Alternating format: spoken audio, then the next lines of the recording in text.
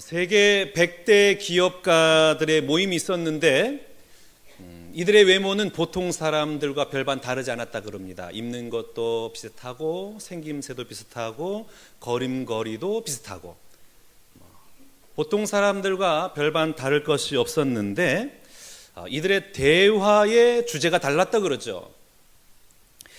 이들의 대화의 주제는 과거나 현재를 주목하지 않는다는 것입니다. 그들은 오직 10년 후, 20년 후에 있을 미래의 대화들로 가득 찼다는 거예요. 어떤 결과에 대한 원인을 분석하거나 상황을 판단하는 것이 아니라 미래의 이야기로 가득 차 있는 거예요. 미래에 어떻게 할 것인가? 미래에 무슨 일이 일어날 것인가? 그걸 대비하고 있는 거예요.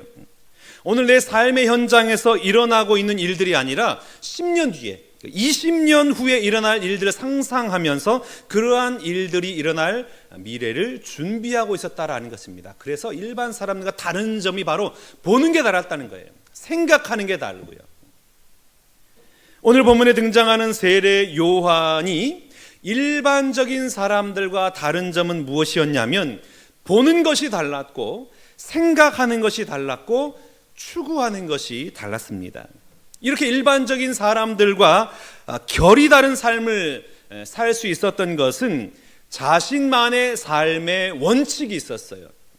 이 자신만의 삶의 원칙은 스스로를 향한 끊임없는 질문에서 비롯됐습니다. 계속해서 자신을 향해 질문하는 거예요. 그 첫 번째 질문이 무엇이냐면 나는 무엇을 볼 것인가?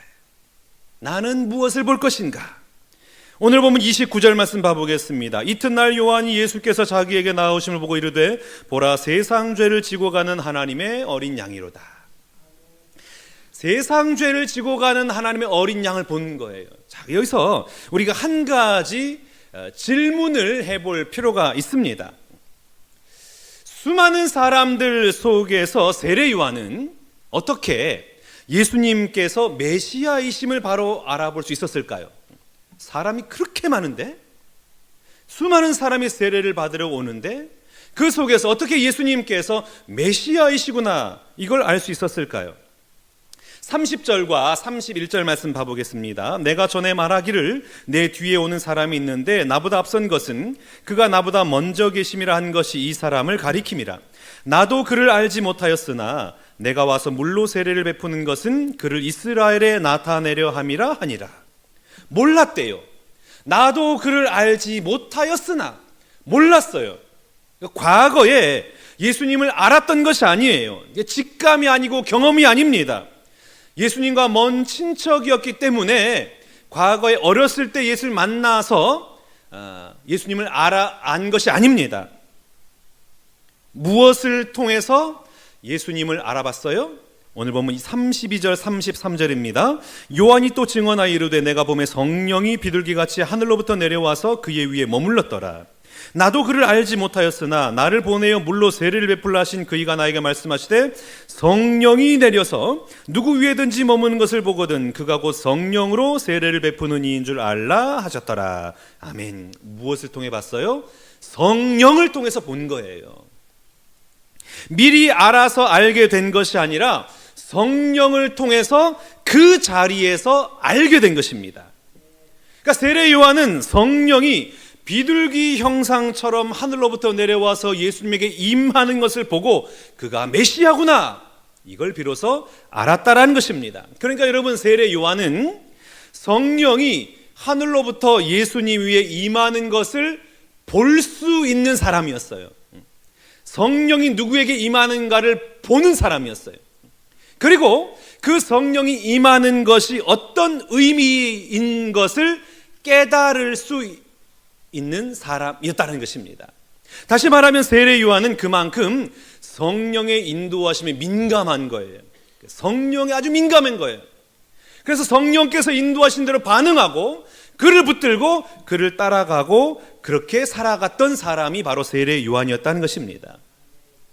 여러분 이 시대를 분별할 수 있는 능력, 어떤 사람을 분별할 수 있는 그 시각과 그 능력은 누구로부터 오는 것인가요? 성령 하나님으로부터 오는 것입니다. 오늘 내가 예수님께서 내 모든 죄를 용서하시고 구원을 베풀어 주시는 분임을 믿을 수 있는 것, 누구를 통해서 오는 것입니까? 성령 하나님께서 우리의 눈을 열어주셔야 되는 거예요. 우리가 늘 그렇게 말하는 십자가, 우리 앞에 놓여진 그 십자가가 내 죄를 용서하기 위한 십자가요, 나를 살리는 십자가요, 나를 구원받게 하는 십자가임이 어떻게 믿어집니까? 성령 하나님께서 우리의 눈을 여시고 우리의 마음에 감동하실 때에 비로소 우리가 믿어지는 것입니다. 제 아무리 3대째 4대째 내려오는 신앙인이라 할지라도, 내가 비록 40년 50년 믿었다 할지라도 성령의 임재를 경험하지 못하면 절대로 예수님을 믿을 수가 없는 거예요. 예수를 믿는 모양은 갖출지 모르겠으나 예배를 드리면서도 무미건조한 거죠. 내가 와야 하기 때문에 오는 거예요. 내가 있어야 하기 때문에 오는 거예요. 그래서 예배 시간에도 지금 내가 예배를 드리면서 내가 무엇하고 있나? 마음이 다른 곳에 있는 거예요. 말씀에 대한 지식은 늘어날지 모르겠습니다. 수십 년 동안 축적된 그 설교를 통하여 말씀에 대한 지식은 늘어나요. 그러나 내 삶을 뒤흔들어 놓는, 내 삶의 방식과 내 삶의 가치관과 내 삶의 태도를 바꾸고 전 인격을 완전하게 바꾸어 놓는 그 하나님의 능력은 결코 경험할 수가 없는 것입니다. 어제 피택 안수 집사님 모임을 진행하는데 성령의 감동이 임하니까요, 말씀이 막 나를 찌르는 거예요. 막 눈물이 터지는 거예요. 내가 회복해야 될 사람이 보여요. 내가 용서를 구해야 할 사람들이 내가 깨달아지는 거예요. 하나님이 그 마음을 막 찌르고 그 마음과 예수님의 그 마음과 숨결이 느껴지니까 거기서 막 눈물이 터지고 결단을 하고 내가 회복하겠습니다. 내가 용서를 구하겠습니다. 그런 결단이 임하는 거예요. 오늘 예배하는 이 아침에 여러분 모두에게 성령께서 영적인 눈을 열어주셔서 이 시대를 분별하고 사람을 분별하고 예수님의 뜻을 분별하고 예수님만이 나를 죄에서 구원하실 온전한 참된 구원자이심이 믿어지는 은혜가 여러분 모두에게 임하시기를 주님의 이름으로 축복합니다. 여러분, 세례 요한의 사역은 기다리는 것이었습니다. 다른 게 아니라 기다리는 것이었어요. 무엇을 기다렸어요? 보기 위해서요. 누굴 보기 위해서? 메시아를 보기 위해서 기다린 거예요. 세례 요한은 기다린 거예요. 그의 사역은 기다림입니다. 메시아를 기다리기 위해서 광야에서 메뚜기와 석청을 먹고 낙타 털옷을 입고 그렇게 살아간 거예요. 그러니까 세례 요한이 회개의 말씀을 선포하고 그리고 세례를 베푸는 것은 자신의 주된 사역이 아니었습니다. 그건 사람들이 오니까 한 거였어요. 세례 요한의 주된 사역은 무엇이었냐? 끊임없이 성령이 누구 위에 임하는 것을 보는 거예요. 이게 세례 요한의 사역이었어요. 사역하는 내내 그분이 누굴까? 성령이 어떤 분에게 임하실까? 눈 빠지게 기다린 것이에요. 그리고 예수님께서 자신의 눈앞에 나타나자 그의 사역은 그 순간부터 종식된 겁니다. 거기까지가 세례 요한의 역할이었던 거예요. 사실 여러분, 세례 요한의 입장에서 보면 매우 서운한 일일 수가 있습니다. 나는 왜 기다리는 자여야만 하는가? 나는 왜 빛을 발하여서는 안 되는 존재인가?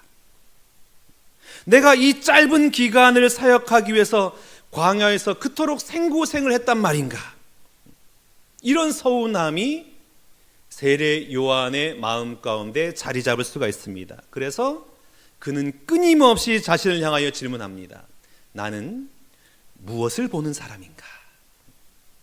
내가 집중해야 할 것은 무엇인가? 그래서 그 자신이 이 땅 가운데 온 이유, 그 목적을 단 한 번도 잃지 않으려고 끊임없이 질문을 한 것입니다. 예수님이 그의 앞에 나타났어요. 성령이 그의 위에 임하는 것을 보았어요. 그리고 세례 요한은 자신의 사명을 마무리하고 역사의 뒤안길로 사라집니다. 그런데 문제는 주변 사람들이에요. 그를 따르는 수많은 무리들이 세례 요한을 대단한 사람으로 치켜 세웠습니다. 어찌 보면 당사자보다도 더 중요한 것이 주변에 누가 따르느냐, 이게 참 중요한 것 같아요. 그러니까 내가 신앙생활 하는 것도 중요하지만 내 주위에서 함께 신앙하는 사람이 누구냐, 이게 참 중요할 때가 있습니다. 세례 요한이 세상을 떠난 지 한참 후에 사도 바울이 에베소에 가서 복음을 전합니다. 그리고 에베소 사람들에게 이렇게 물어봐요. 너희가 성령을 받았느냐? 그러자 에베소 사람들이 이렇게 대답을 하죠. 사도행전 19장 2절 3절입니다. 이르되 너희가 믿을 때에 성령을 받았느냐? 이르되 아니라 우리는 성령이 계심도 듣지 못하였노라. 바울이 이르되 그러면 너희가 무슨 세례를 받았느냐? 대답하되 요한의 세례니라. 여러분, 세례 요한은 소리로서 사명을 감당하고 역사의 무대에서 사라졌어요. 누구만 드러냈어요? 예수님만 드러냈어요. 성령님을 드러냈단 말이에요. 그런데 그의 제자들을 통해서 남은 것은 예수님도 아니었고 성령님도 아니었고 누구만 남았습니까? 세례 요한만 남은 거예요. 세례 요한만 남은 거예요. 그러니까 여러분, 당사자 세례 요한이 얼마나 억울했겠어요. 자신은 외치는 자의 소리일 뿐이라고 그렇게 선포하고 실제 소리처럼 사라졌어요. 자신은 기억되길 원하지 않아요. 그냥 사라지기 원했어요. 그런데 그를 바라보는 주변의 사람들이 그 모습이 너무나 멋있는 거예요. 어쩜 저렇게 멋있을까? 어떻게 하나님을 저렇게 멋지게 믿을 수 있을까? 어떤 욕망도 어떤 사심도 없이 자신의 역할을 마무리하고 저렇게 사라질 수가 있는가? 너무나 멋있어 보이는 거예요. 그러니까 그냥 떠나보내고 싶지 않아요. 그래서 그 소리를 소리로 사라지게 하는 것이 아니라 형상화하고 시각화해서 정작 남겨야 할 예수는 사라져버리고 남기지 말아야 할 세례 요한만 남게 된 것입니다. 여러분, 이런 현상은 우리 가운데도 얼마든지 일어날 수 있는 일입니다. 우리는 예수님의 몸된 교회를 통해서 예수님의 생명을 세상에 전파하는 사명을 받았습니다.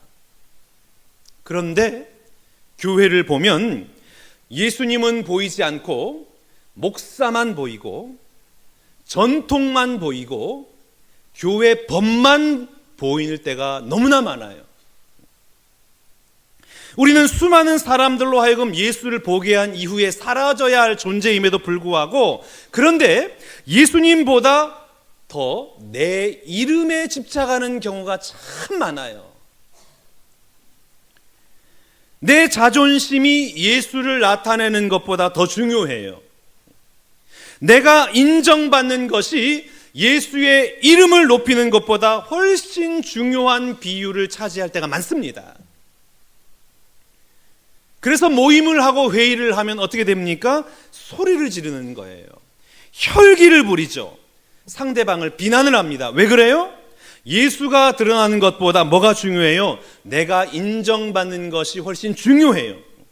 예수님보다도 내 자존심과 체면이 훨씬 중요한 거예요. 그렇기 때문에 나를 반대하고 나를 깎아내리고 나를 무시하는 것을 도무지 참을 수가 없어요. 그래서 혈기를 부리고 고함을 지르고 그 사람을 비난을 해요. 그러다가 괴물이 되는 것입니다. 여러분은 어떤 것에 흥미를 느끼고 있습니까? 오늘 내가 집중하고 의미를 두고 있는 것, 그것은 무엇이 있습니까? 나의 자존심과 체면이 상한다 할지라도 예수님만 나타난다면 그것으로 나는 만족하고 그것으로 나는 역사의 뒤안길로 사라질 그런 준비가 되어 있습니까? 세례 요한은 자신에게 늘 끊임없는 질문을 했는데 그 두 번째가 바로 이것입니다. 나는 무엇을 위해 살 것인가? 34절 말씀 봐보겠습니다. 내가 보고 그가 하나님의 아들이심을 증언하노라 하니라. 세례 요한은 어리석을 만큼 자신은 드러내지 않고 예수님을 증언하는 삶을 살았습니다. 예수님만 나타내요. 그 이유가 무엇이었을까요? 29절을 다시 한번 보면 보라, 세상 죄를 지고 가는 하나님의 어린 양이로다. 이거예요. 세상 죄를 지고 가는 하나님의 어린 양. 이 어린 양 때문에 그래요. 어린 양 하면 이스라엘에게는 유월절을 떠올립니다. 이 유월절은 이스라엘이 출애굽한 것을 기념하여 지키는 절기예요. 하나님께서 이스라엘을 출애굽시키기 위해서 10가지 재앙을 내리는데 그 마지막 재앙이 장자 죽음이에요. 첫 번째 난 것들은 다 죽어요. 그래서 애굽 땅의 모든 장자는 다 죽었습니다. 그런데 이스라엘 백성들의 문에는 좌우 임방 문설주에 무엇을 발랐어요? 어린 양의 피를 발랐어요. 그 어린 양의 피를 바르자 하나님의 죽음의 천사가 그 피를 바른 문은 그 집은 지나가 버렸어요. 그리고 피가 바르지 않은 모든 애굽의 집은 장자가 죽게 됩니다. 그래서 이것을 기념하기 위한 절기가 유월절이에요. 이 유월절은 영어로 패스오버, 넘어가서 구원을 받았다. 패스오버. 그래서 유대인들은 이 유월절을 가장 큰 절기로 오늘날까지 지키고 있습니다. 여러분, 이 유월절 어린 양이 누굴 예표하고 있어요? 예수님을 예표하고 있는 거예요. 예수님이 이 세상에 유월절 어린 양으로 오신 것을 세례 요한이 깨닫는 것입니다. 그래서 보라, 세상 죄를 지고 가는 하나님의 유월절 어린 양이 왔도다. 그 예수님을 나타내는 거예요. 그래서 누구든지 예수 그리스도의 피를 믿는 자는 죽음이 넘어가고 저주가 넘어가고 심판이 넘어가고 지옥 형벌이 넘어가는 것을 알기 때문에 그 예수 그리스도 어린 양 예수를 자신의 인생의 목적 삼아 그분을 위해서 살아가는 것이 곧 세례 요한의 삶이었다라는 것입니다. 여러분, 우리가 교패 붙이잖아요. 교패는 왜 붙여요? 이 집은 예수 믿는 집입니다. 이 가정은 신광교회 성도입니다. 이것을 나타내기 위한 표시이지 않습니까? 그런데 교패는 단순히 성도의 집이라는 표시를 넘어서서 마치 유월절 어린 양의 피로 죽음이 지나갔던 것처럼 예수 그리스도의 피가 이 가정의 죽음을 지나가게 하고 우환을 지나가게 하고 질병을 지나가게 해달라는 의미로 기도하며 교패를 붙여요. 저도 실질적으로 그렇게 교패를 붙이면서 기도합니다. 주님, 예수의 피가 이 가정에 뿌려지게 하여 주옵소서. 예수의 피가 이 가정을 지키게 하여 주옵소서. 그렇게 기도하며 교패를 붙여요. 예수의 피가 사탄 마귀의 권세가 틈타지 못하게 하고 그 모든 죽음을 지나가게 하는 능력이 되는 것입니다. 그러니 여러분, 오늘 예수님이 유대인의 죄가 아니라 세상 죄를 지고 가는 거예요. 세상의 모든 죄를 지고 가는 하나님의 어린 양이기 때문에 세상의 모든 사람들의 죄를 사하고 저주를 넘어가게 하고 죽음에서 건져내는 것이기 때문에 세례 요한은 이 세상 그 무엇보다도 예수 그리스도, 그 어린 양 예수님을 증언하는 일을 가장 값어치 있는 일로 알고 그 일을 감당하면서 살았던 것입니다. 그렇기 때문에 수많은 사람들이 심지어 자신의 제자들마저도 그를 향하게 하고 예수를 바라보게 하고 그 뒤를 따르게 하는 증언자의 삶을 살았던 것입니다. 한국 교회의 문제가 무엇일까요? 여러 가지가 있을 수 있겠습니다만은 자기 사람을 만든다는 데 있어요. 특별히 목사들은 자기 사람을 만들려고 훈련을 시킵니다. 자기 팬을 확보해요. 그래서 온갖 박수갈채를 받고 그 영광의 자리를 차지하려고 해요. 예수는 뒷전으로 물러나 있고 이 목사만 그 영광을 차지하려고 그 자리에 앉게 되는 것을 많이 봅니다. 어떤 권사님이 그러시더라고요. 목사님, 부목사님이 열심히 일을 하면 겁이 납니다. 왜 그래요? 열심히 하니까 그 목사님 따르는 사람들이 많아질 거 아니에요. 그러면 교회 옮길 때 혼자 가는 것이 아니라 그 무리들과 함께 옮긴다라는 거예요. 그래서 열심히 해도 문제고 열심히 안 해도 문제인데 어떻게 해야 됩니까? 이런 고충을 저한테 털어놓더라고요. 예수님이 천국에 들어오는 사람들 보면 너무나 반가워가지고 그 보좌에서 일어나가지고 막 달려온대요. 안아준대요. 수고했다, 잘했다. 그런데 목사가 천국에 오면은 안 일어나고 자리에 가만히 앉아있고, 그래 잘 왔다, 고생했다, 이렇게 말을 하는 거예요. 옆에 있는 천사가 지켜보니까 이상해. 아니, 예수님 왜 그 목사가 오면 자리에서 일어나지 않고 말로만 잘 왔다, 수고했다 이렇게 하십니까? 그러니까 예수님께서 말씀하시기를, 내가 일어나잖아? 그러면 일어나는 순간 저 목사가 내 자리를 차지하고 앉아버리기 때문에 내가 불안해서 일어날 수가 없어. 봐, 너 저 땅에서 봤잖아. 걔들 다 내 자리에 앉아있잖아.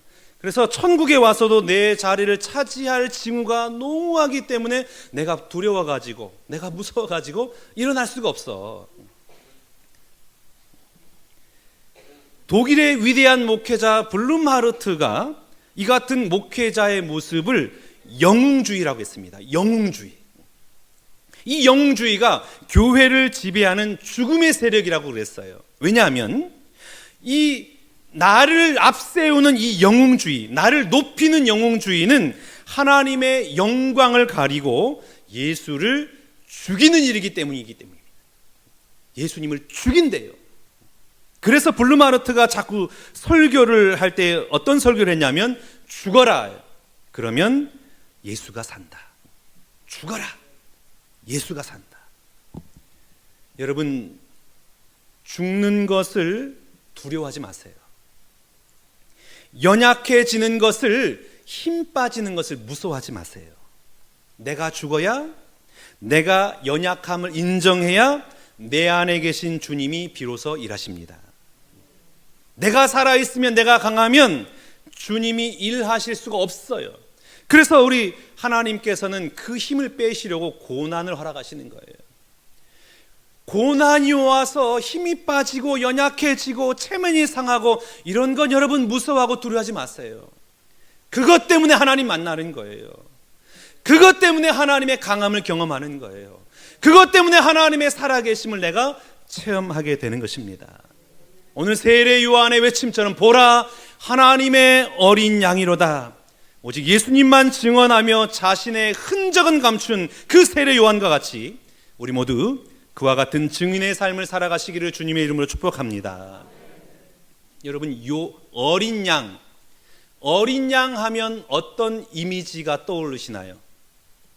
힘이 없고 연약하고 말구유에서 태어나신 예수님처럼 온갖 침뱉음과 수치와 조롱을 당하고 뺨을 때리고 모멸감을 당해도 아무런 반응도 할 수 없는 그런 연약함 떠올리지 않으십니까? 그런데 성경에서는 이 어린 양을 이렇게 표현을 하고 있습니다. 요한계시록 5장 7절 말씀 봐보겠습니다. 그 어린 양이 나와서 보좌에 앉으신 이의 오른손에서 두루마리를 취하시니라. 이 두루마리를 펼치잖아요. 어린 양이 두루마리를 펼치면 무슨 일이 일어나는 줄 아세요? 기근이 일어나고 전쟁이 일어나고 역사와 나라와 시간이 확 바뀌어버려요. 그 두루마리를 누가 가지고 있다고요? 어린 양이 가지고 있는 거예요. 그러니까 여러분, 시대의 모든 역사들은 누구의 손에서 열리는 거예요? 어린 양 예수에 의해서 열리는 거예요. 어린 양의 손에서 열고 여는 순간 역사가 바뀌는 거예요. 모든 역사는 누가 맡고 있는 것입니까? 어린 양이 주관하고 계신 거예요. 또 요한계시록 5장 12절 말씀 봐보겠습니다. 큰 음성으로 이르되 죽임을 당하신 어린 양은 능력과 부와 지혜와 힘과 존귀와 영광과 찬송을 받으시기에 합당하도다 하더라. 아멘. 모든 능력과 권세와 부와 존귀와 힘과 영광이 누구에게 있습니까? 어린 양 예수에게 있다라는 거예요. 어린 양에게 있대요. 요한계시록 21장 27절 말씀 우리 한 목소리를 같이 봉독합니다. 무엇이든지 속된 것이나 가증한 일 또는 거짓말하는 자는 결코 그리로 들어가지 못하되 오직 어린 양의 생명책에 기록된 자들만 들어가리라. 아멘. 연약하고 힘없어 보이고 무기력해 보이고 아무것도 아닌 것처럼 보이는 그 어린 양이 내 죄를 짊어지고 내 죄를 사하고 그 어린 양의 생명책에 기록된 자만이 하나님 앞에 선대요 천국에 들어간다는 거예요. 여러분, 우리나라가 어떻게 될까요? 비상계엄령이 발동되고 국회의 대통령 탄핵이 되어서 직무가 정지가 되고 이 나라가 분열되고 힘든 길을 걸어가고 있습니다. 러시아와 우크라이나는 계속해서 전쟁을 하고 있습니다. 이스라엘은 시리아를 공격하고 있고 미국은 트럼프가 대통령이 되어서 자국 우선주의를 표방하며 수많은 압력들을 우리에게 가할 텐데 과연 우리나라가 어떻게 될까요? 오늘 주님이 뭐라고 말씀하시냐면 너희들의 미래가 어떻게 될지도 궁금하겠지만 그러나 미래가 누구의 손에 있는지를 기억하라 말씀하세요. 여러분, 이 나라의 미래는, 우리 인생의 미래는 어린 양 예수님 손 안에 달려 있음을 믿습니다. 이 나라의 미래는 어떤 정치인이나 유명인에게 달려 있는 것이 아니라 오직 어린 양 예수 그리스도의 손에 달려 있습니다. 닫으면 열 자가 없고 열면 닫을 자가 없는 그 어린 양 예수의 손에 이 나라의 미래가, 우리 인생의 미래가 달려 있음을 믿습니다. 그 어린 양이 두루마리를 펼치시면요, 그 영광과 존귀를 받으신다고 말씀하시, 나를 위해 죽으시고 나를 위해 부활하셔서 내 삶을 이끌어 가시는 예수님의 손에 내 인생이 달려 있음을 믿고 어떠한 상황과 환경 속에서도 요동하지 말고 오직 증인으로서 어린 양 예수를 나타내는 여러분 될 수 있기를 바랍니다. 그 권세와 능력을 가지시고 그 어린 양의 영광과 능력이 여러분의 심령들마다 임하시기를 축복합니다.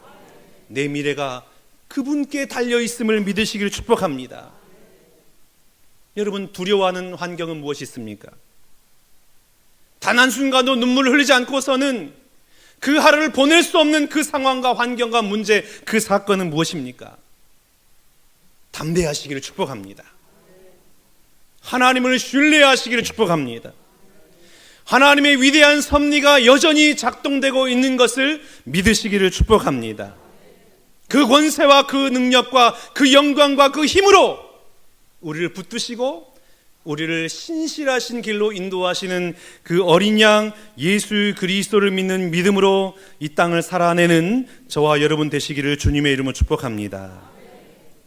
여러분, 여기 모인 우리 모두는 언젠가는 다 사라질 운명입니다. 다 죽어서 없어질 거예요. 중요한 것은 무엇을 남기고 사라질 것인가? 여러분은 무엇 남기고 사라지시겠습니까? 싸움과 분쟁의 불씨 남기고 사라지시겠습니까? 미움과 증오와 분노만 남기고 사라지시겠습니까? 아니면 헛된 야망과 쓸데없는 자존심, 그 명예심 남기고 사라지시겠습니까? 어린 양 예수를 남기시기를 축복합니다.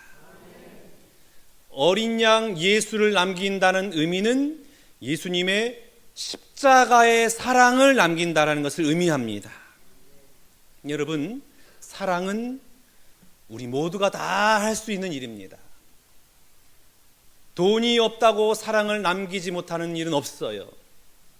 배우지 못했다고 사랑을 남기지 못하는 일은 없습니다. 가진 것이 없고 외모가 보잘것없다 할지라도 얼마든지 우리는 사랑을 남기면서 이 땅을 살아갈 수가 있습니다. 그러니 여러분, 우리가 이 땅을 살아갈 때에 오직 예수를 증언하고 그분 십자가의 사랑을 남기며 아름답고 찬란하게 빛나는, 존귀하게 눈부시게 빛나는 그런 멋진 인생들 되시기를 주님의 이름으로 축원합니다.